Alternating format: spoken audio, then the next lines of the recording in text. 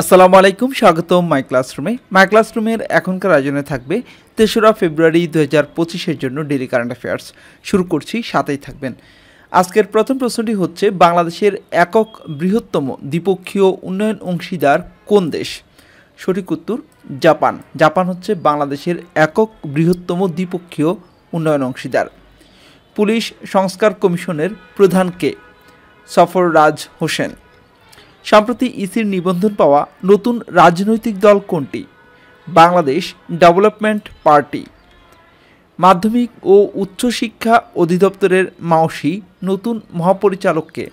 মাওসির নতুন মহাপরিচালক হচ্ছেন অধ্যাপক মোহাম্মদ এহতেসাম উল হক। বৈরাগীর ভিটা কোথায় অবস্থিত?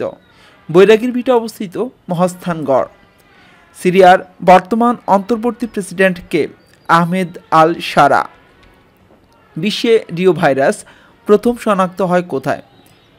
বিশ্বে এটি হবে কত সালে? এটি শনাক্ত হয় কোথায় না, কত সালে শনাক্ত হয়? 1950 সালে। যুক্তরাষ্ট্রের ডেমোক্রেটিক পার্টির নতুন নেতা নির্বাচিত হয়েছেন কেন মার্টিন। OECD এর পূর্ণরূপ হচ্ছে organisation for economic cooperation and development. সম্প্রতি পরিবেশ বান্ধব ইস্পাত কারখানা চালু করেছে কোন company? Bangladesh steel rerolling mills. বাংলাদেশে কাগজ শিল্পের বার্ষিক উৎপাদন ক্ষমতা কত? 16 লাখ মেট্রিক টন। বাংলাদেশ কতটি দেশে কাগজ ও কাগজ জাতীয় পণ্য রপ্তানি করে? বাংলাদেশ মোট বিশ্বের 40টি দেশে কাগজ ও কাগজ জাতীয় পণ্য রপ্তানি করে। বাংলাদেশ প্রকৌশল বিশ্ববিদ্যালয়ের নগর ও অঞ্চল পরিকল্পনা বিভাগের গবেষণা অনুসারে ঢাকা মহানগরে কত ভাগ সবুজ এলাকা থাকা প্রয়োজন? 20 ভাগ। যুক্তরাষ্ট্রের বাজারে পোশাক রপ্তানিতে সবচেয়ে এগিয়ে কোন দেশ? চীন। দ্বিতীয় অবস্থানে রয়েছে ভিয়েতনাম এবং বাংলাদেশের অবস্থান তৃতীয়। বর্তমানে বিশ্বের সবচেয়ে ব্যস্ত বিমানবন্দরের খেতাব পেয়েছে কোনটি?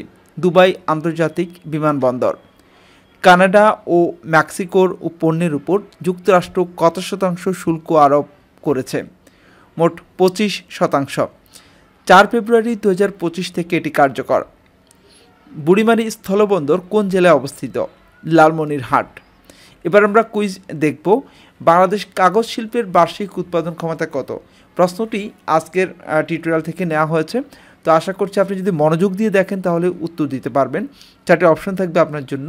বাংলাদেশের কাগজ শিল্পের বার্ষিক উৎপাদন ক্ষমতা 10 lakh metric ton, 12 lakh metric ton, 16 lakh metric ton, 20 lakh metric ton. সঠিক উত্তরটি কমেন্টস করুন। এবারে আমরা চলুন আজকের হাদিসটি দেখে নিই।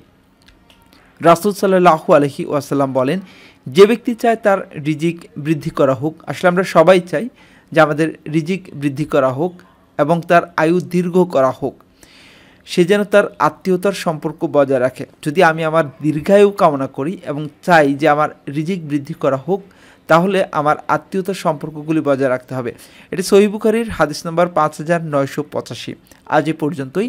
এতক্ষণ পর্যন্ত যারা সাথে ছিলেন সবাইকে অসংখ্য ধন্যবাদ। আল্লাহ হাফেজ।